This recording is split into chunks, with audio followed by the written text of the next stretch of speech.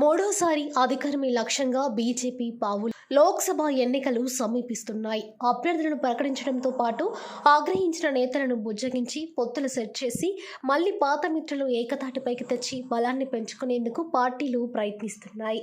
కేంద్రంలో అధికారంలో ఉన్న నేషనల్ డెమోక్రటిక్ అలయన్స్ కి నాయకత్వం వహిస్తున్న భారతీయ జనతా పార్టీ ఈ ఎన్నికల్లో అబ్కీ బార్ 400 పార్ నినాదాన్ని ఇచ్చింది. ఇప్పుడు ఈ నినాదాన్ని ఎన్నికల ఫలితాల్లోకి అనువదించడానికి తూర్పు నుండి పడమర, ఉత్తరం నుండి దక్షిణం వరకు సమీకరణలు సెట్ చేయడంలో పార్టీ బిజీగా ఉంది.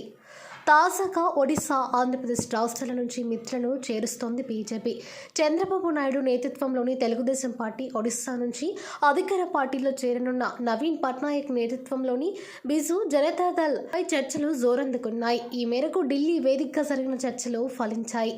2018లో ఏపీకి నిధుల అంశంలో ఎన్డీఏతో విభేదించి చంద్రబాబు నాయుడు కూటమి నుంచి బయటకు వచ్చారు. ఆ తర్వాత రెండు పార్టీల మధ్య తీవ్ర స్థాయిలోని మాటల యుద్ధం జరిగింది. తామైతే మిత్రుల్ని వదులుకోలేమని టీడీపీ తొందరపడిందని బీజేపీ నేతలు చెబుతూ వచ్చారు. ఇక తాజాగా అసెంబ్లీ, పార్లమెంటు ఎన్నికల వేళ పాత మిత్రుల మధ్య పొత్తు రెన్యువల్ అయింది. ఇప్పుడు సీట్ల పంచాయతీ తేలాల్సి ఉంది. బీహార్లో బీజేపీ తొలి విజయం సాధించింది. ప్రతిపక్షాల ఐక్యత సాధనకు రూపశిల్పి అయిన నితీష్ కుమార్ పార్టీ జేడీయూ విపక్ష కూటమికి దూరమై తిరిగి ఎన్డీఏలోకి వచ్చింది. ఎన్డీఏ నుంచి వైదొలిగిన పార్టీలు తిరిగి వస్తుంటే పంజాబ్లో శిరోమణి అకాలీదళ్ పునరాగమనంపై చర్చ సాగుతుంది. ఎన్నికల్లో ఓటమి తర్వాత కేసీఆర్ నేతృత్వంలోని భారత రాష్ట్ర సమితి లేదా బీఆర్ఎస్ కూడా బీజేపీతో చేతులు కలుపుతుందనే చర్చ జరుగుతుంది.